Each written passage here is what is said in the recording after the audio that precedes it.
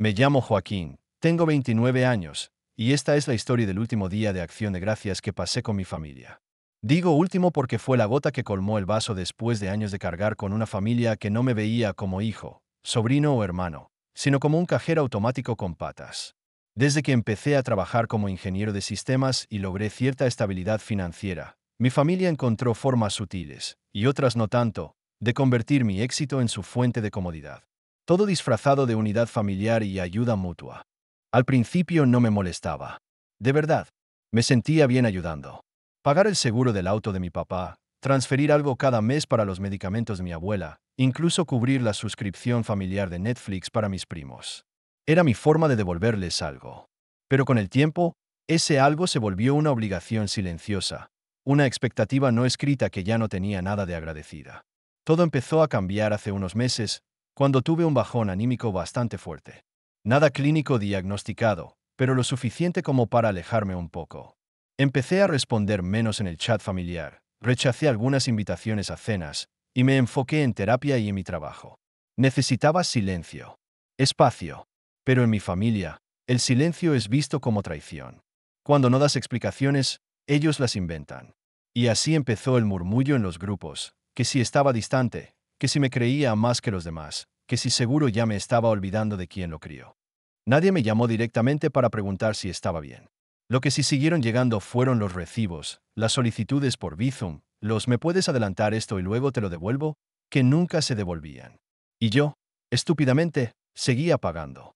Cuando llegó la invitación para Acción de Gracias, dudé en ir. Pero algo en mí dijo, ve, observa, y termina de abrir los ojos. Y vaya si los abrí. Entré a casa de mis padres con el pavo ya pagado. Obvio, porque lo habían encargado con mi tarjeta sin preguntarme, como ya era costumbre, y con una botella de vino caro, más por educación que por ganas.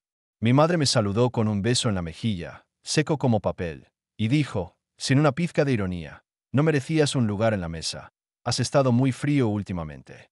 Lo soltó así, como si fuera un comentario sobre el clima. No me dio tiempo ni a responder porque enseguida mi tío Lucho, el eterno parásito que lleva 20 años sin mantener un trabajo más de 3 meses, soltó una carcajada y gritó, «Pero tu tarjeta sí estuvo bien caliente para pagar el pavo». Y todos rieron. Incluso mi primo Kevin, a quien le pagué la mensualidad del gimnasio hace 2 semanas porque se le había extraviado la tarjeta. Me senté. No dije nada. Comí en silencio. Y mientras todos hablaban de lo mucho que habían trabajado ese año, mi madre con sus clases de yoga 2 veces por semana, mi hermano que ahora hace trading, yo saqué mi móvil, abrí la app del banco y busqué el último cargo del pavo. Tomé una selfie, sonrisa incluida, con el recibo visible en la pantalla. La subí discretamente a mi historia con la ubicación marcada en casa de mis padres. Nadie lo notó. Terminamos el postre, que también había comprado yo, y cuando mi madre me preguntó si podía ayudar con los platos, le dije con calma, mejor me voy, que se me enfría el alma si me quedo más rato. Nadie se inmutó. Nadie me detuvo. Salí de esa casa con una paz helada en el pecho y una lista mental de todas las suscripciones, seguros, débitos automáticos y favores económicos que había sostenido por años. Esa noche, al llegar a casa, me serví una copa de vino, el mismo que nadie comentó en la cena, y abrí el portátil. Cancelé el seguro del auto de mi papá, la suscripción familiar de streaming, las membresías del gimnasio, la tarjeta de prepago del teléfono de mi tía, y bloqueé toda autorización de débito automático vinculada a mi cuenta. Cambié contraseñas. Activé notificaciones para cualquier intento de acceso. A las 11:34 de la noche, mi primo Kevin escribió en el grupo familiar. ¿Alguien sabe por qué no carga Netflix? 10 minutos después, mi tía Julia preguntó. El seguro de papá está vencido. Mi madre no dijo nada, pero a las 11:56 me llamó 2 veces seguidas. No contest. A las 12:01 de la noche, publiqué una sola cosa en el grupo familiar. Ninguna grosería. Ningún insulto. Solo un mensaje corto, acompañado de la selfie que me había tomado en la cena. Gracias por todo. Ahora paguen ustedes. Feliz Acción de Gracias. Y luego silencié el grupo. Pasaron exactamente 34 minutos desde que envié el mensaje antes de que empezaran a llegar los primeros intentos desesperados. Mi mamá me llamó 5 veces seguidas. Después vinieron los mensajes privados. Primero uno pasivo-agresivo. ¿Qué significa eso, Joaquín? ¿Qué clase de show estás montando? Luego otro, más directo. ¿Nos quitaste el seguro? ¿Cómo se te ocurre? No respondí. Me serví otra copa y simplemente observé. El chat familiar pasó de la confusión a la indignación. Todos hablaban encima del otro, preguntando por los servicios bloqueados, intentando entender por qué de repente estaban sin acceso a las cosas que ya habían dado por sentadas. Mi hermano, el brillante trader con su chaqueta de diseñador y cero aportes al hogar, escribió: ¿Qué demonios hiciste con la tarjeta del gimnasio? Tenía una clase mañana con Clara. Mi tía se metió con su típico tono de víctima. Esto es lo que pasa cuando uno cría a alguien sin enseñarle valores. Mi tío Lucho, claro, escribió: siempre fuiste raro. Nos haces un favor si te vas del grupo. Me reí en voz baja, porque por primera vez en mucho tiempo, no me dolía. Ya no era tristeza ni decepción. Era otra cosa, una certeza tranquila. Llevaban años usándome y disfrazándolo de cercanía. Pero ahora que se acabó el flujo de dinero, se les cayó la máscara. Nadie preguntó si estaba bien. Nadie preguntó por qué. Solo les importaba lo que perdieron. Pero no todos reaccionaron así. A la 1:17 de la madrugada, mi prima Lucía me mandó un mensaje privado. Lucía era la única con la que aún sentía una conexión sincera. Siempre fue más callada, más observadora.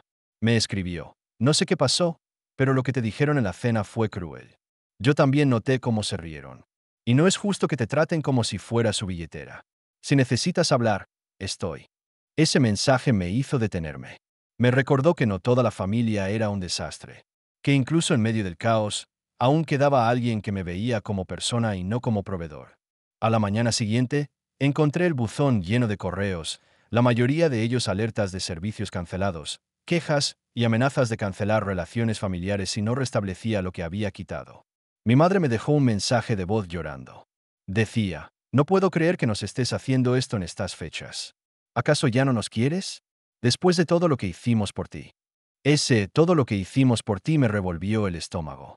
Como si mis años de esfuerzo no contaran, como si cada peso que aporté fuera una deuda eterna con intereses emocionales. Durante los días siguientes, la tensión creció. No restablecí nada. No respondí. Simplemente desaparecí de la rutina familiar. Silencié el grupo por completo, dejé de seguirlos en redes y volqué mi energía en mi propia vida. Empecé a notar cómo, poco a poco, las capas de manipulación se deshacían. Empecé a dormir mejor, a comer con más calma, a pensar con claridad. Hasta que llegó la carta. Una semana después, recibí un sobre en el buzón. Sin remitente. Dentro, una carta escrita a mano con la caligrafía firme de mi padre. No era muy largo, apenas una página. Pero lo que decía, lo cambió todo. Si esta es la forma en la que decides cortar lazos, al menos ten el valor de venir a decirlo en persona. Esto no es solo sobre dinero, Joaquín. Es sobre respeto. No nos merecemos este trato. Te dimos una vida. No puedes simplemente darnos la espalda ahora que estás cómodo. Ni una sola línea preguntando si estaba bien. Ni una. Solo acusaciones, más manipulación emocional, y ese mismo tono de superioridad moral que me persiguió toda la infancia. Sir Lockhart.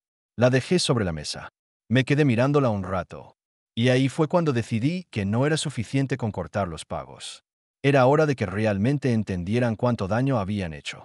Lucía me había contado, en una de nuestras conversaciones privadas, que mis padres estaban por vender una propiedad familiar en la costa.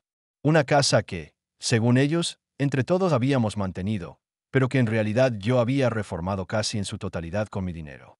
Cocina, techo, aislamiento, incluso la instalación solar. Todo pagado por mí.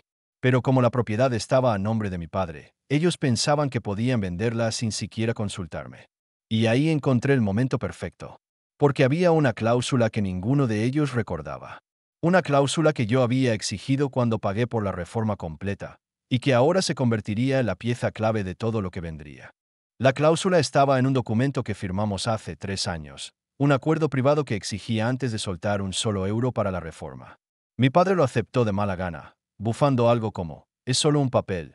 Hombre, ¿confías en tu familia? No. En ese momento yo ya no confiaba, pero no dije nada. Hice que firmara. Lo guardé con todos los documentos importantes de la propiedad en una carpeta física, pero también escaneé todo y lo guardé en la nube. La cláusula decía lo siguiente: en caso de venta, usufructo, arriendo o cesión de la propiedad familiar ubicada en calle Mar Azul 27, deberá notificarse con 30 días de antelación al firmante, Joaquín M., quien tendrá derecho de preferencia para adquirir la propiedad o, en su defecto, podrá solicitar la devolución de su inversión total, ajustada por inflación, antes de formalizar cualquier operación comercial. Ellos jamás lo tomaron en serio. Pensaron que yo nunca me atrevería a reclamar nada, que siempre sería el hijo complaciente que ponía el dinero sin esperar nada a cambio. Hasta que les llegó el correo certificado. Esperé hasta tener todo el papeleo listo, la evaluación actual de la propiedad, las facturas de la reforma, la estimación inflacionaria, todo. Luego redacté un documento legal, con el apoyo de un abogado amigo de la universidad, que solicitaba el cumplimiento de la cláusula, o me vendían la casa primero a mí por su valor fiscal, sin el margen de ganancia inflado que esperaban sacar, o me devolvían hasta el último euro invertido en ella antes de seguir adelante con la venta. Les di 10 días para responder. El mismo día que recibieron la notificación, mi madre me llamó. No respondió mi voz cuando dije hola. Solo se escuchaba su respiración agitada y luego el llanto. Un sollozo entrecortado que, sinceramente, ya no me conmovía. Me la mira esperar. Después, su voz temblorosa. ¿Cómo pudiste hacer esto? Y lo dijo como si yo fuera el que estuviera robando algo. Como si pedir lo que era legalmente mío fuera una traición. Le respondí con tranquilidad.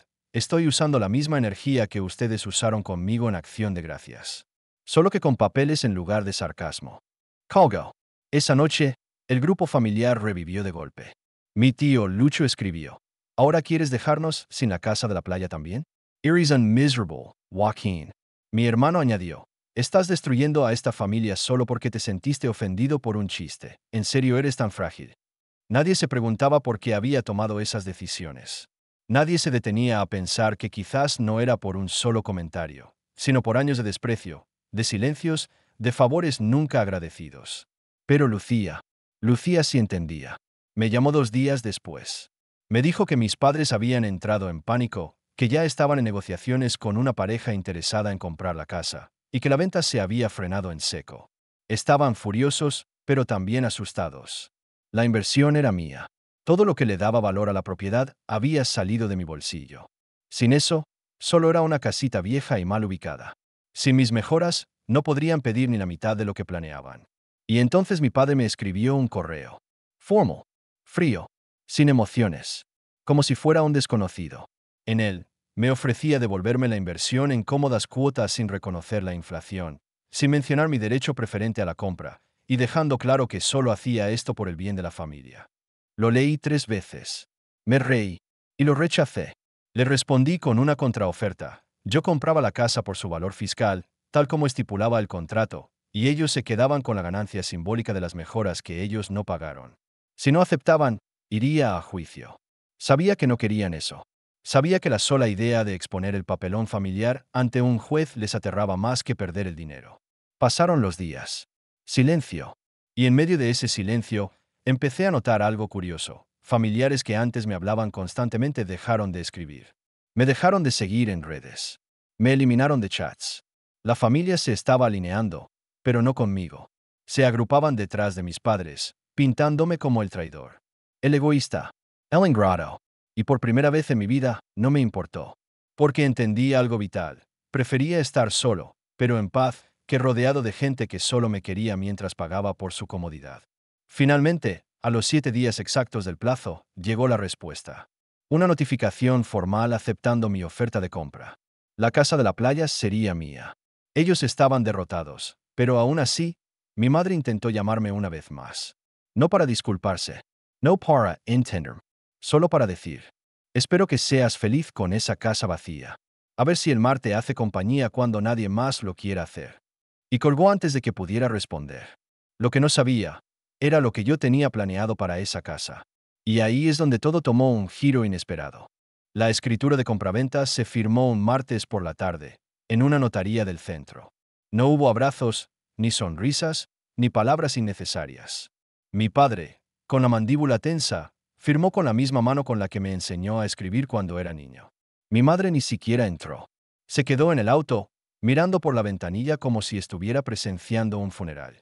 Supongo que, para ella, lo era. Para mí, era otra cosa. Era justicia. Salí de ahí con las llaves en el bolsillo y la cabeza llena de recuerdos. Tardes enteras lijando la madera del porche, noches de verano ajustando las lámparas solares que yo mismo instalé, Fines de semana enteros viajando desde la ciudad solo para asegurarme de que los trabajadores no destruyeran el sistema de drenaje. Todo eso lo había hecho yo, con mi tiempo, con mi dinero, con mis manos. Y durante años, cada vez que me preguntaban, ¿por qué te molestas tanto si no es tuya? Yo respondía con una sonrisa. Porque en el fondo, sabía que algún día sí lo sería. Pero no iba a usarla como casa de vacaciones. Ni como propiedad para alquilar. No. El día siguiente a firmar la compra, contraté a un equipo de limpieza y a un decorador. Les pedí algo sencillo, acogedor, pero sobrio. Quitamos todas las fotos familiares. Las sillas viejas, los adornos cursis que mi madre amaba, las mantas con bordados de mi abuela, todo lo empaquetamos en cajas y las enviamos a la dirección de mis padres sin nota ni explicación. No necesitaban una. Luego contacté a una fundación. Una que ofrece programas de descanso a jóvenes que han salido del sistema de cuidado infantil. Chicos y chicas sin familia, sin hogar estable, que están intentando rearmar su vida. Les propuse convertir mi nueva casa de playa en un refugio temporal para ellos, donde pudieran pasar una semana al año lejos del ruido, del estrés, del dolor. Un lugar tranquilo para respirar, para escribir, para existir. La directora me llamó al día siguiente, incrédula. Me preguntó si hablaba en serio. Le dije que más que nunca. En 2 semanas, teníamos un calendario de visitas y una lista de mejoras necesarias. Yo las cubriría. Con gusto. Cada centavo invertido en esa casa por fin tendría el valor que yo quise darle desde el principio. Y entonces llegó el siguiente golpe. Mi tía, la misma que durante años me pedía dinero prestado para tratamientos faciales, para las clases de guitarra de su hija, para pagar la mensualidad de su coche, me envió un audio de 3 minutos. 3 minutos de puro veneno. ¿Cómo se te ocurre regalar esa casa a desconocidos? A huérfanos, Joaquín, tú sabes lo que hicimos por ti. Lo ingrato que eres. Esa casa debía quedarse en la familia. Es una falta de respeto a tus abuelos. ¿Y ahora vas a llenarla de extraños? Eres un monstruo. No respondí. Solo reenvié ese audio a Lucía. Ella me llamó riéndose. Es perfecto, me dijo. Les duele porque no pueden tocarlo. No pueden manipularlo. No pueden ni entrar sin permiso. Yo solo asentí en silencio. Era exactamente eso. Las reacciones no tardaron. Mi madre publicó en Facebook una indirecta pasivo-agresiva. Hay hijos que olvidan de dónde vienen. Pero Elmar no lava la culpa. Mi hermano comentó algo sobre la traición con cara de bondad. La mayoría de los parientes lo compartieron. No me etiquetaron, pero sabían que lo vería. Y lo hice. Y por primera vez en mi vida, no sentí culpa. Solo alivio. Pero la historia no acabó ahí. Un día, mientras supervisaba la instalación de unas literas nuevas en la planta superior, recibí una notificación en el correo. Mi padre había intentado registrar una queja legal contra mí por uso indebido de propiedad con valor patrimonial sentimental. No bromeo. Ese era el término exacto que había usado su abogado. Y lo peor es que no lo hizo solo. Quien estaba detrás era mi hermana. Ella había estado ausente durante todo el drama familiar, o al menos eso parecía. No dijo ni una palabra en el grupo, no me escribió, no me llamó. Pensé que tal vez estaba avergonzada, que prefería mantenerse al margen. Pero no. Lo que hacía en silencio era preparar con mi padre una jugada legal para tratar de recuperar la casa. Resulta que, hacía años, cuando la propiedad fue inscrita, mi padre la puso como bien futuro compartido entre él y sus hijos en un testamento viejo que nunca actualizó. Nunca tuvo validez notarial, pero eso no les impidió intentar usarlo como base emocional para justificar la demanda. El documento adjunto decía, la Casa Mar Azul representa el legado emocional de la familia. Su utilización por terceros ajenos constituye un ultraje al valor moral y patrimonial de este bien común. No pude evitar reírme. Un outrage. Ultraje era que durante 10 años nadie visitara la casa si no era con mi dinero para arreglarla. Ultraje era que la vendieran sin consultarme, que se burlaran de mí, que me dijeran que yo no merecía un asiento en la mesa, y ahora, que por primera vez algo era verdaderamente mío, se hacían las víctimas. Mi abogado me tranquilizó. Me dijo que no tenían caso, que era puro ruido. Pero yo no quería solo ganar. Quería que entendieran que ya no había vuelta atrás. Así que preparé una última jugada. Una semana después, convoqué una rueda de prensa local en la casa. Nada grande, apenas unos medios de la costa y una que otra ONG. La convertí en un evento oficial de inauguración del nuevo proyecto, Casa Faro, un refugio cultural y recreativo para jóvenes sin familia. Hablé frente a las cámaras, frente a los vecinos y a los primeros invitados. Y dije algo muy simple. Esta casa fue construida con amor, pero no de la forma que muchos piensan. No con fotos familiares o muebles heredados. Fue construida con esfuerzo, con paciencia, con recursos que nadie más aportó. Ahora, por fin, servirá para lo que siempre debió ser. Un lugar de descanso para quienes no tienen a nadie. Yo sí sé lo que es sentirse solo entre los tuyos. Así que esta vez, no permitiré que se repita. La historia salió en los periódicos locales, en redes sociales. Se compartió más de lo que imaginé. Y ahí estaban, como era de esperarse, mi madre, mi hermana y mi padre en los comentarios, con perfiles falsos o reales, diciendo que yo era un manipulador, que me había apropiado de algo sagrado, que todo era una farsa. Pero ya no importaba. Nadie les creía. Nadie los escuchaba. Porque el mundo ya había visto lo que yo estaba haciendo, y era algo bueno. Algo justo. Y luego, como un clavo final al ataúd de su orgullo, vino la carta del juez. La denuncia fue desestimada por carecer de fundamento jurídico y presentar motivaciones de índole emocional sin base contractual. En otras palabras, no tenían nada. A partir de ese día, los bloqueé a todos. A cada uno. No por rencor, sino por salud mental. Ya no necesitaba discutir, ni defenderme, ni explicar por qué hice lo que hice. Porque la verdad es que ellos sabían exactamente por qué. Lo sabían desde la cena de acción de gracias.